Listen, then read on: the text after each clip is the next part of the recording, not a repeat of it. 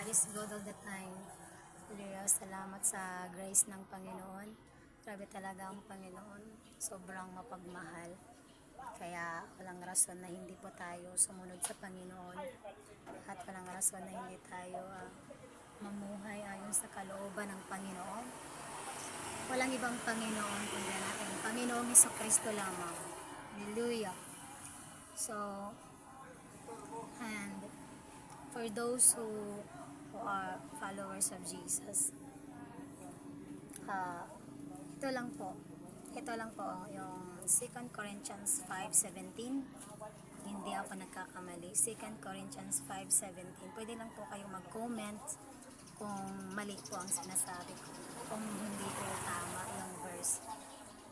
2 Corinthians 5 verse 17, it says that if anyone is in Christ, he is a new creation. Then the old has gone and the new has come. So, ibig sabihin mga kapatid, in Bisaya version, ang tanan nga naa na diha kang Kristo, tanan na nagdawat kang Jesus, bag-o na.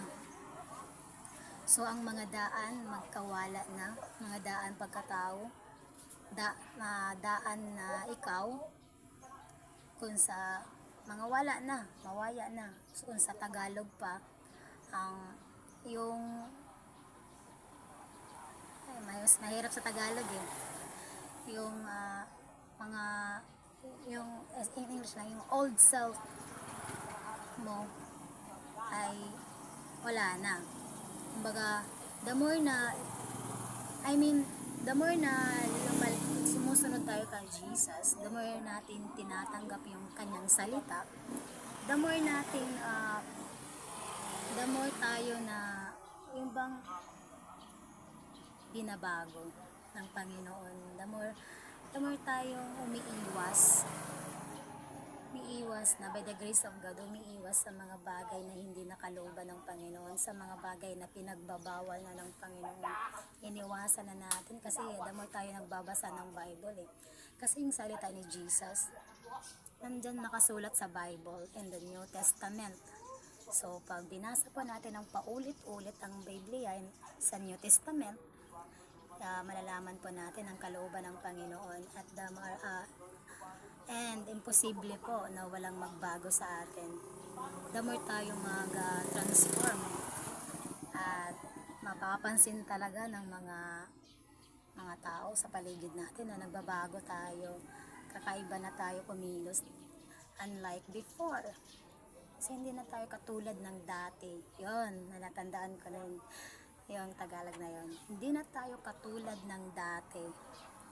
Kung dating ikaw ay parang sumusunod lang sa mundo, kung anong ini-enjoy ng mundo, ini-enjoy mo din, o kung ano yung mga bagay na di kalooban ng Panginoon, pinasisikat sa mundong ito, ikaw na nandyan kay Jesus, alam mo, ayaw mo, umiiwas ka na dun Kasi alam mo, the more na nagbabasa ka ng Bible, nakikilala mo ang Panginoon at the more ka na naging close sa Panginoon. Diba mga kapatid? Tama? Yes, tama po. The more tayong na in love sa Panginoon, the more tayong magkakaroon ng desire na mabago ng Panginoon. Yes. Hindi ko naman sinasabi mga kapatid na wala akong pagkakamali. Yes, maraming nakakaalam, I'm not perfect. At sabi naman po sa Bible, wala talagang perfect. Walang perfecto.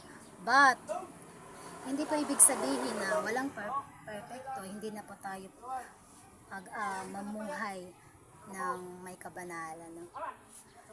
At dapat po tayong maging perfect. Kasi yung utos ng Panginoon yan be perfect. For I am the Lord your God. I'm perfect. Sabi ng Panginoong Jesus. So, yun, kailangan po natin yun. Kailangan natin dahil wala naman imposible sa Panginoon. Ang gusto lang ng Panginoon, magtiwala tayo sa Kanya kaya tayong baguhin ng Panginoon.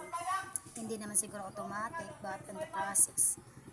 Yes, pero hindi ibig sabihin na the same yesterday tayo, walang nagbabago. At hindi na tayo nagdi-desire. Hindi ganun.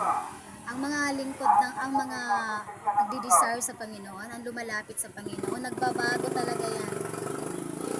Hindi yung the same yesterday, basta lang nabuhay dito sa mundo.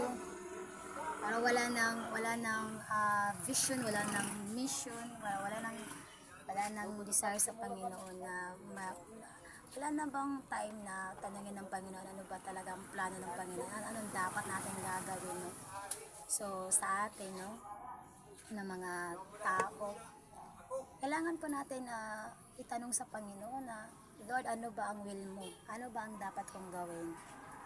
O, hindi lang tayo nag-exist sa mundong ito nang wala lang purpose. Amen? Dapat alamin natin yung purpose natin.